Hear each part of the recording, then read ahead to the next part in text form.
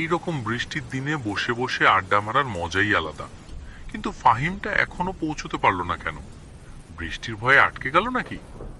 দেখো, আবার ভূতের ভয়ে ঘরে সেদিয়ে গেল নাকি? ওর তো আবার যা ভয়। তবে মানতেই হবে, ছেলেটা ভূতের গপ্প ছাড়তে পারে খাসা।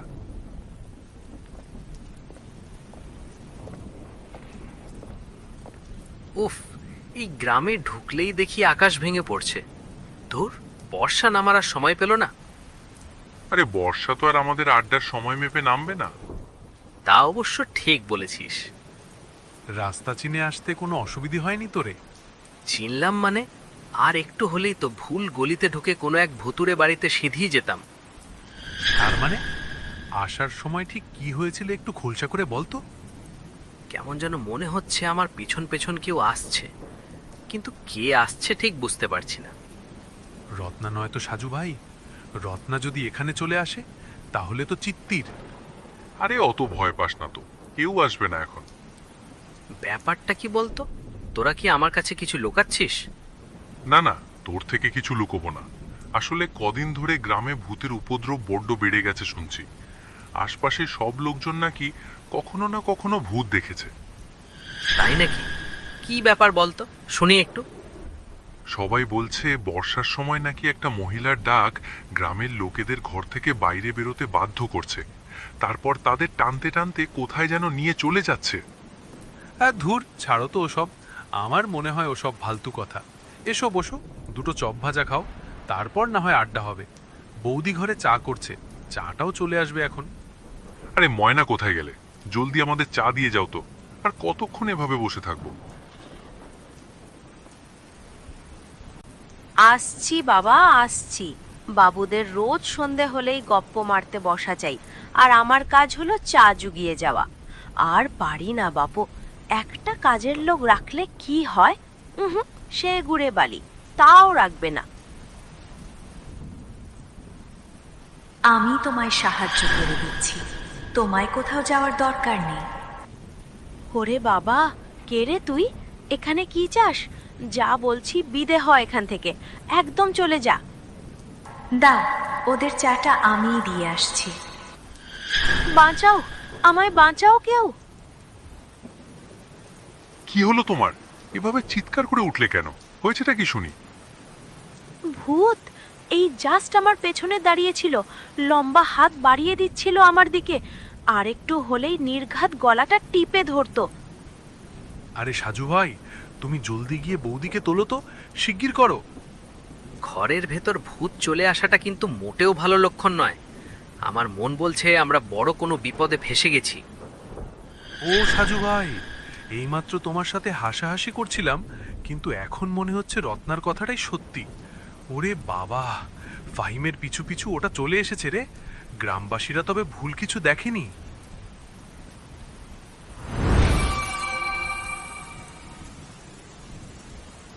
দাদু, তুমি কি জেগে আছো? কে? লতা? এত রাতে এখানে কেন রে? তোর কি ঘুম আসেনি? এটা আমি উঠোনের ধারে রান্নাঘরের জানলার নিচে পড়ে থাকতে দেখলাম। এটা কি চিঠি? কিন্তু এখানে চিঠিটা কে ফেলে গেল বলতো? জানি না দাদু, আমার ঘুম এসে গিয়েছিল। হঠাৎ শুনলাম দরজায় কেউ ঠক ঠক করছে, ভাবলাম বোধহয় তুমি। বাইরে বেরিয়ে এসে দেখি উঠোনে এটা পড়ে আছে। দাদু চিঠিটা খুলে পড়লেন। পড়ার সাথে সাথেই ভয়ে শিউরে উঠলেন তিনি। চিঠিতে লেখা ছিল, আমি আবার ফিরে এসেছি বুড়ো, এবার তোকে আমার হাত থেকে কেউ বাঁচাতে পারবে না।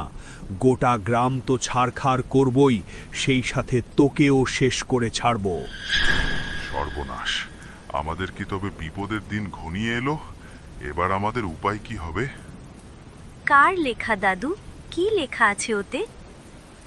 আমি ভুলিনি রে রত্না, এটা তো উড়ি হাতের লেখা। কিন্তু এখানে লেখাটা ঠিক কি? আমি শুধু এক জায়গায় দেখলাম লেখা আছে, আমি এসেছি, এইবার আর ডাকবো না, একেবারে নিয়ে যাব। এর মানে কি দাদু? এই চিঠিটা আসলে একটা সংকেত। অনেক বছর আগে ঠিক এরকমই একটা চিঠি এসেছিল, আর তার পরের দিনই ফারুক নিখোঁজ হয়ে গেল। এই চিঠি এক একজনের চোখে এক এক রকম ধরা দেয়। তুই একরকম দেখলি আর আমি পড়লাম অন্য রকম। রত্না আবার ফিরে এসেছে রে লতা। তাহলে এবার কি হবে দাদু? গ্রামের লোকেরা তাহলে ঠিকই বলেছিল। ভুল, সব ভুল। গ্রামের লোকগুলো ওকে মনে রেখেই ভুল করছে। যদি ওসব কথা কেউ মাথায় না রাখতো তবে ও কোনোদিন ফিরে আসতে পারতো না। এখন কি যে হবে, আমরা তো মহা বিপদে পড়লাম।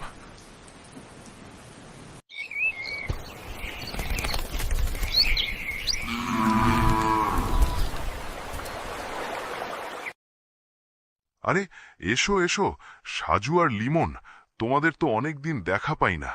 তা কি ব্যাপার, হঠাৎ বুড়ো দাদুর কথা মনে পড়ল যে? দাদু খুব ব্যস্ত নাকি? আপনার সাথে কিছু জরুরি কথা ছিল, বুঝলেন তো? কথা তো আমারও কিছু ছিল তোমাদের সাথে, কিন্তু তোমাদের মুখ দেখে তো সুবিধে মনে হচ্ছে না। কি হয়েছে, এখানে বসো, তারপর খুলে বলো তো সব। কাল রাতে খুব বড় একটা দুর্ঘটনার হাত থেকে আমরা অল্পের জন্য বেঁচে গেছি। কেন, কাল রাতে ঠিক হয়েছেটা কি? কাল রাতে ময়না বৌদি আমাদের জন্য চা করছিল। হঠাৎ নাকি একটা ভূত রান্নাঘরে এসে ওকে দেখা দিয়েছে। শুধু দেখা দেয়নি দাদু, রীতিমতো ভয় দেখিয়েছে আমাদের। তাহলে শুরু হয়ে গেছে। যা ভেবেছিলাম ঠিক সেটাই হচ্ছে। মানে কি শুরু দাদু? আপনি কিসের কথা বলছেন? গ্রামের মানুষ কদিন ধরে একটা নিশি ভূত দেখে বেড়াচ্ছে, এই খবর আমি পেয়েছিলাম, কিন্তু বিপদ যে এত তাড়াতাড়ি ছড়িয়ে পড়বে সেটা বুঝতে পারিনি। এ তো দেখছি ঘরের ভেতর ঢুকে ভয় দেখাতে শুরু করেছে। কিন্তু আমরা এখন কি করব? বাড়িতে মেয়ে বউরা আছে, আমরা নিজেরাও ভয়ে ভয়ে কুঁকড়ে আছি। এভাবে তো চলা যায় না। আজ রাত থেকে একটা পুরুষ মানুষও যেন বাড়ির বাইরে পা না বাড়ায়, আর কোনো ডাক, কোনো নাম বা অচেনা গলা শুনলে ভুলে উত্তর দিও না। উত্তর দিলেই সে জানবে যে যম তার জন্য তৈরি হয়ে আছে। সে আবার কে? ওই রত্না। হ্যাঁ, রত্নাই। বহু বছর পর সে আমাকে আবার চিঠি দিয়ে গেছে, রীতিমতো হুমকি দিয়ে গেছে আমায়, বলেছে আমায় দেখে নেবে। ওর উদ্দেশ্যটা ঠিক কি? হঠাৎ করে আমাদের পিছু নিল কেন?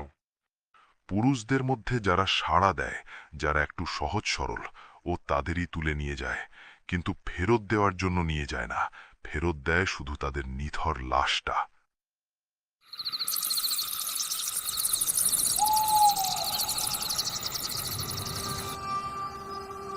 কোথায় তুই? কোথায়? আমার সামনে আয় দেখি। আমায় আর বসিয়ে রাখিস না। কি হয়েছে? তোর জন্য খাবার এনেছি, নে জলদি খেয়ে নে তো। সত্যি বলছি, আমি ভাবতেই পারিনি কেউ আমার জন্য এতটা করবে।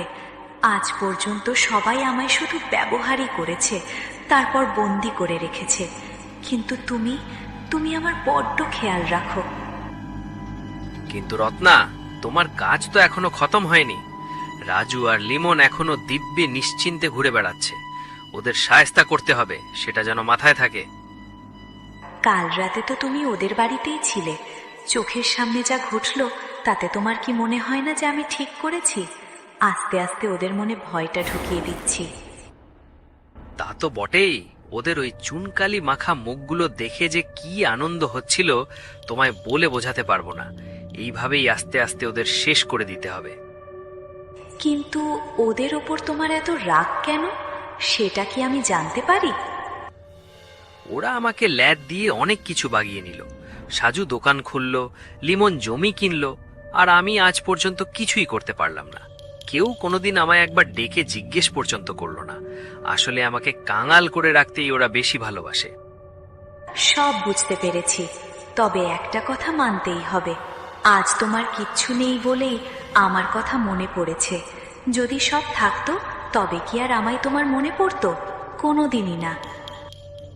রোজ রাতে তুমি স্বপ্নে আমায় দেখা দিতে। আমি শুধু ভাবতাম, কে এই মানুষটা, আমার দিকে সাহায্যের হাত বাড়াচ্ছে কেন? সব মিথ্যে মনে হতো, কিন্তু আজ তোমায় সামনে পেয়ে বুঝেছি তুমি সত্যিই আমাকে হেল্প করতে চাও। বেশ, আমি তবে এখন আসছি। হ্যাঁ যাচ্ছ যাও, কিন্তু সময় মতো যেন আমার কাজটা হয়ে যায়। মনে রেখো, আজ খরগোশের রক্ত খাচ্ছ ঠিকই, কিন্তু কাল যখন ওদের মারবে তখন একেবারে তাজা মানুষের রক্ত খাবে। তবে মরার আগে ওদের ওই ভয় পাওয়া মুখগুলো আমি নিজের চোখে দেখতে চাই। আমি যখন আছি তখন সব হবে, কোনো চিন্তা করো না। এই তাবিজটা ঘরের চৌখাটে ঝুলিয়ে রাখিস। রাতে কোনো আওয়াজ শুনলেও বাইরে বেরোবি না। মনে রাখিস, যে ছায়া বা যে আত্মা ঘুরে বেড়াচ্ছে তার উদ্দেশ্য কিন্তু অনেক রকম হতে পারে। হয়তো তোদের ক্ষতি করতে চায় না, কিন্তু তোদের ভয় দেখিয়ে কাবু করে রাখতে চায়। আজ তোদের ঘর বন্ধন করা নেই বলেই তো সেই ভূত একেবারে ঘরের ভেতর ঢুকে পড়েছিল। সে আর বলতে, একেবারে রান্নাঘরে দাঁড়িয়ে আমার দিকে ওই লম্বা হাত বাড়াচ্ছিল। আমি তো ভয়ে পুরো কাঠ হয়ে গেছিলাম। কিন্তু দাদু, আমার মনে একটা প্রশ্ন জাগছে। কি প্রশ্ন? বল না, কি বলতে চাস? দাদু, রত্নাকে জাগালো কে? কেউ কি নিজের স্বার্থের জন্যে ইচ্ছে করে ওকে জাগিয়ে তুলেছে? হ্যাঁ, হতে পারে, কিন্তু যতক্ষণ না আমি কোনো সংকেত পাচ্ছি বা কাউকে সন্দেহ করছি ততক্ষণ কিছু বলতে পারবো না। আর আমার এখন সেই ক্ষমতাও নেই যে তন্ত্রশক্তির জোরে সব খুঁজে বার করব। এক সময় অনেক কিছু করেছি, কিন্তু এখন আর শরীর চলে না। আপনি না পারলে আর কে পারবে বলুন তো দাদু? আপনিই তো আমাদের একমাত্র ভরসা। খুব খারাপ লাগে রে। এক সময় গ্রামের কত ছেলে মেয়ে আমার কাছে তন্ত্রবিদ্যা শিখতে চেয়েছিল, কিন্তু আমি কাউকে কিচ্ছু শেখাইনি। আজ মনে হচ্ছে যদি কাউকে একটু তৈরি করে দিতাম তবে অন্তত এই দুশ্চিন্তা থেকে রেহাই পেতাম। কাকিমা, বিপদ শুধু তোমার একার নয়, আমাদেরও। কাল রাতে ওই রত্না ভূতটা আমাদেরও চিঠি দিয়ে হুমকি দিয়েছে। তাই নাকি? কিন্তু হঠাৎ চিঠি দিয়ে কেন? আমার ঘরে ঢোকার সাহস ওর নেই। বহু যুগ আগে ওর সাথে একবার মুখোমুখি লড়াই হয়েছিল আমার।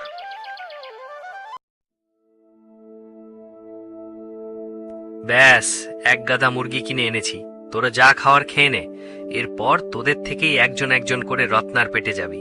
বেশি কষ্ট হবে না রে, একটু জাস্ট কুট করে মেরে দেবে। এ কি রে ফাহিম, এত মুরগি পালছিস?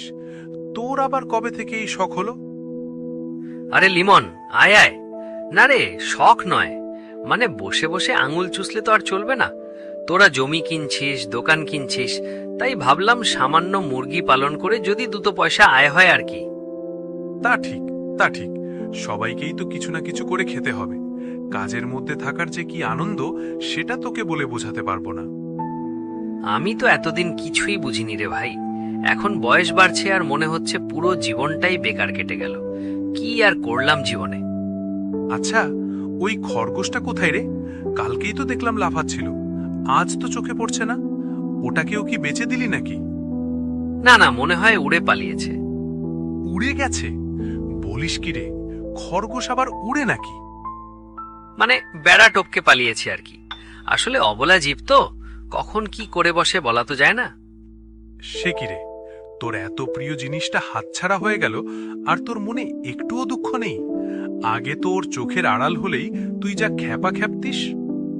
না রে ভাই, দুঃখ করে কি লাভ বল? আমাদের শখের প্রাণ পাখিটাই তো একদিন উড়ে চলে যাবে, সেটাকেও কি আমরা ধরে রাখতে পারবো? তাই যে যেখানে গেছে যাক, ফালতু দুঃখ করে লাভ নেই। তা বটে। ঠিক আছে, তুই কাজ কর, আমি তবে আসি। হ্যাঁ হ্যাঁ, দেখি আজকে যদি কাজ থেকে একটু ছুটি পাই তবে রাতে আড্ডা মারতে যাবো ক্ষণ। ব্যাপারটা কিন্তু হেব্বি সন্দেহজনক লাগছে।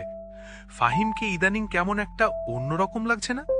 যাই, একবার সাজু ভাইয়ের ওখান থেকে ঘুরে আসি।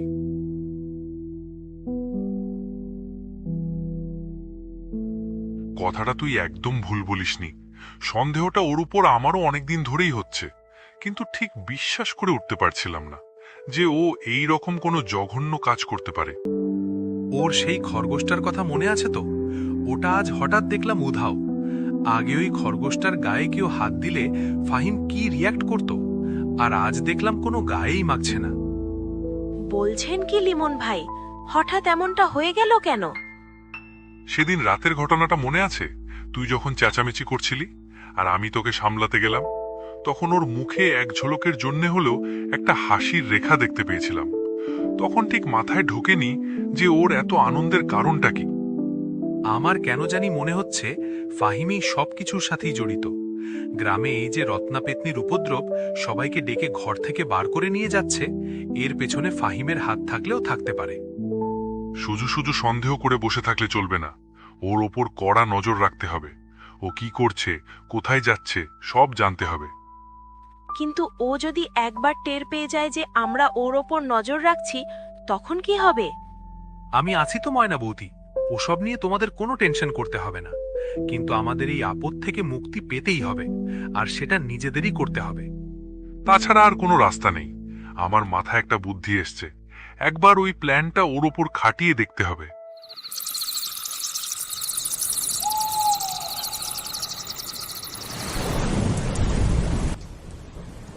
দাদু, এই ঝড় কি কোনোদিন থামবে না?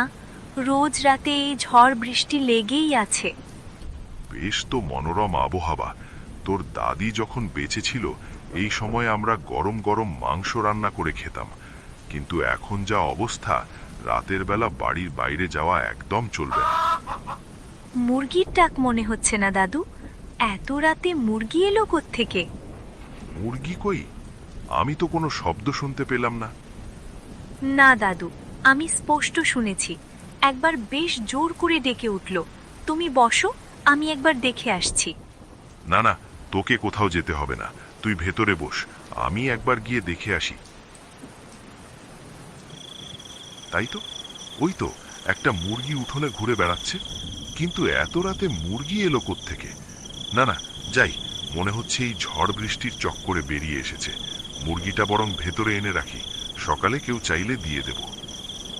দাদু আর কোনো কথা না ভেবে ঘর থেকে সোজা উঠোনে নেমে এলেন সেই মুরগিটাকে ধরবার বলে। ঠিক সেই মুহূর্তেই অন্ধকার চিরে হঠাৎ দাদুর সামনে এসে দাঁড়ালো রত্নার বিভৎস ভূতটা। বুড়ো, তুই আমার শিকারে হাত দিতে এসেছিস? তোর সাহস তো কম নয়। ওটা আমার খাদ্য, বুঝেছিস? তুমি এখানে কি করছো? এখান থেকে চলে যাও বলছি। আমাদের গ্রামের গরিব মানুষদের হাঁস মুরগি চুরি করে খেও না, ওরা খুব কষ্টে থাকে। আমি কারো জিনিস চুরি করে খাইনি, আমায় খাওয়ানোর লোক আছে। ব্যাস, বুড়োটা শেষ। এখন তোমায় আটকানোর মতো আর কেউ নেই। এবার তুমি আমার প্ল্যান অনুযায়ী ওদের সর্বনাশ করা শুরু করো।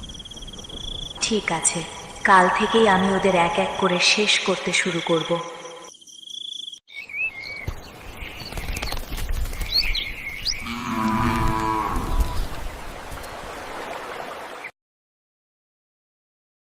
দাদু, দাদুকে ওরা মেরে ফেলল। এখন আমি কি করব? আর কাঁদিস না লতা, এবার কিন্তু শরীরটা ভেঙে পড়বে তোর। থাম এবার। কাল সারা রাত খুব ভয়ে ছিলাম, ভয়ে ঘর থেকে বেরোতে পারিনি। দাদু বারণ করেছিল বলেই আমি দাদুর কথা শুনেছি। কিন্তু কিন্তু ওরা দাদুর এই অবস্থা কেন করল? কিন্তু মুশকিলটা হচ্ছে, গায়ে তো ছুরির কোপ ছিল। ভূত কোনোদিন কাউকে ছুরি মেরেছে বলে তো বাপের জন্মে শুনিনি, এই প্রথম দেখছি। ভূত নয়, আর একটা লোক ছিল সেখানে। সেই লোকটাই দাদুকে খুন করেছে। আরেকটা লোক? কে সেই লোকটা? তুই কি চিনতে পেরেছিলি তাকে? যদি চিনতে পেরে থাকিস তবে বলে ফেল, ভয় পাওয়ার কিচ্ছু নেই, আমরা তো আছিই তোর সাথে। লোকটাকে ঠিক চিনতে পারিনি, কিন্তু ওর কথাগুলো শুনতে পেয়েছিলাম। ওই রত্নার ভূতটাকে কি যেন একটা অর্ডার দিচ্ছিল, আমি ঠিক বুঝতে পারলাম না। আমি কিন্তু অল্প অল্প আজ করতে পারছি যে ঠিক কি হয়েছে, আর সেই লোকটাই বা কে। তুই কি ফাহিমকে সন্দেহ করছিস? তাছাড়া আর রাস্তা কি বল? এত বড় গ্রামে একটা কাণ্ড ঘটে গেল, সবাই ছুটে এলো, অথচ ফাহিমের টিকিটাও কোথাও দেখা গেল না। একদম ঠিক কথা বলেছিস। ওকে আর ছাড়া যাবে না, এর শাস্তি ওকে পেতেই হবে। আর এক মুহূর্তও দেরি করা ঠিক হবে না। চল, আমরা দুজন মিলেই যাই। লতাকে বরং আমিই বাড়ি নিয়ে যাই। এই অবস্থায় ওকে আর একা ছাড়া ঠিক হবে না। ও আজ থেকে আমাদের ওখানেই থাকবে। সেটা ঠিকই বলেছিস। যা, তুই ওকে নিয়ে যা।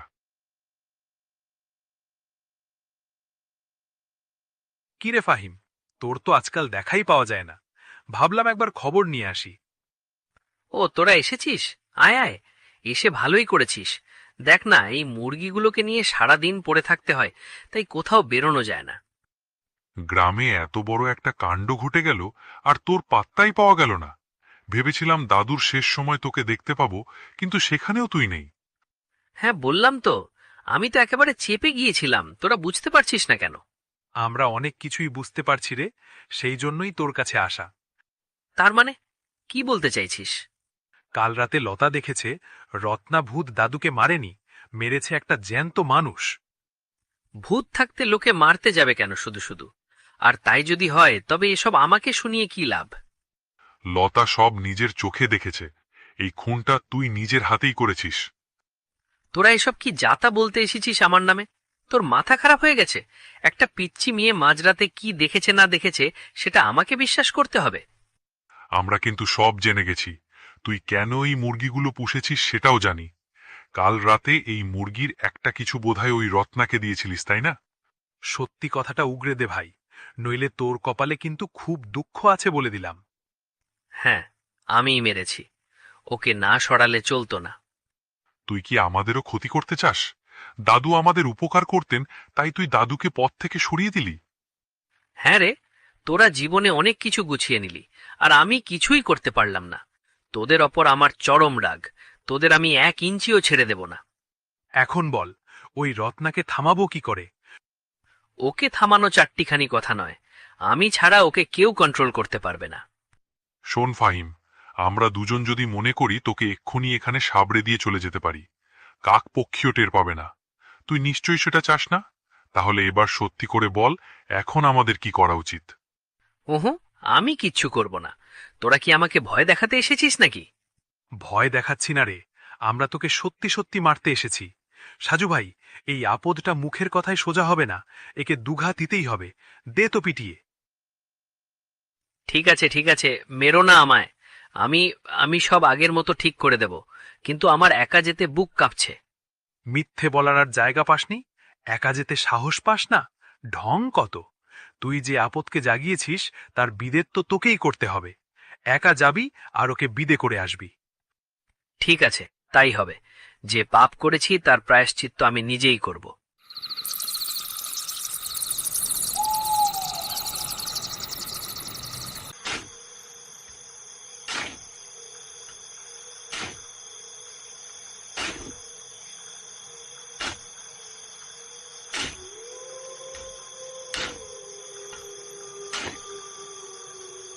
কি রে ফাহিম, এত রাতে এখানে কি করছিস? মাটি কাটছিস কেন? না মানে, ওই আর কি, একটু প্রবলেম হচ্ছিল, মানে দরকার ছিল তাই। তুই কি আমায় আবার বন্দি করার মতলব করছিস নাকি? শোন, তোর মনে যদি এই বুদ্ধি থেকে থাকে তবে ফল কিন্তু খুব একটা ভালো হবে না বলে দিচ্ছি।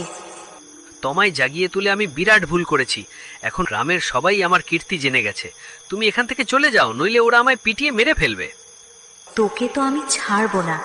আমায় যদি যেতেই হয় তবে তোকেও সাথে করে নিয়ে যাব। তবে রে শয়তানি, তোকে খতম করতেই হবে, নইলে দেখছি তুই আমার ঘাড়ও মোটকাতে ছাড়বি না। আমায় ব্যবহার করার ফল তোকে ভুগতেই হবে। গোটা গ্রামের লোক কাল সকালে দেখবে যে রত্না মানুষের সর্বনাশ করতে কতটা ওস্তাদ। এদিকে সুযোগ বুঝেই ফাহিম তার হাতের ওই সিদ্ধ তাবিজটা সজোরে ছুড়ে দিল রত্নার দিকে।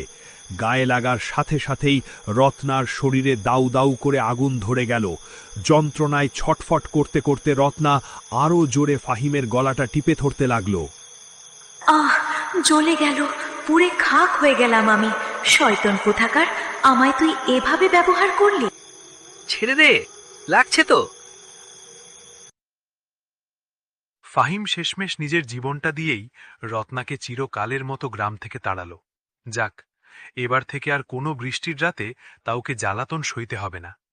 ফাহিম কাকা যদি একটু শুধরে যেত তবে এভাবে বেঘরে প্রাণটা দিতে হতো না। নিজের পাপের শাস্তিও নিজেই পেয়েছে। ও যদি এসবে না জড়াতো তাহলে আমরাই ওর ব্যবস্থা করে দিতাম, যদিও ও কোনোদিন আমাদের কাছে এসে সাহায্য চায়নি। আমাদের বাঁচাতে গিয়ে শেষমেশ এত বড় একটা কাণ্ড ঘটিয়ে ফেললো। খুব অপরাধী লাগছে নিজেকে সাজু ভাই। আমরা ওর সাথে গেলেই বোধহয় ভালো হতো। ভাগ্য, সবই ভাগ্য। ওর কপালে বোধহয় এইরকম মৃত্যুই লেখা ছিল। যাক, এখন আর ওসব ভেবে লাভ নেই। সুখবর এটাই যে আমরা শেষমেশ ভূত থেকে রেহাই পেলাম।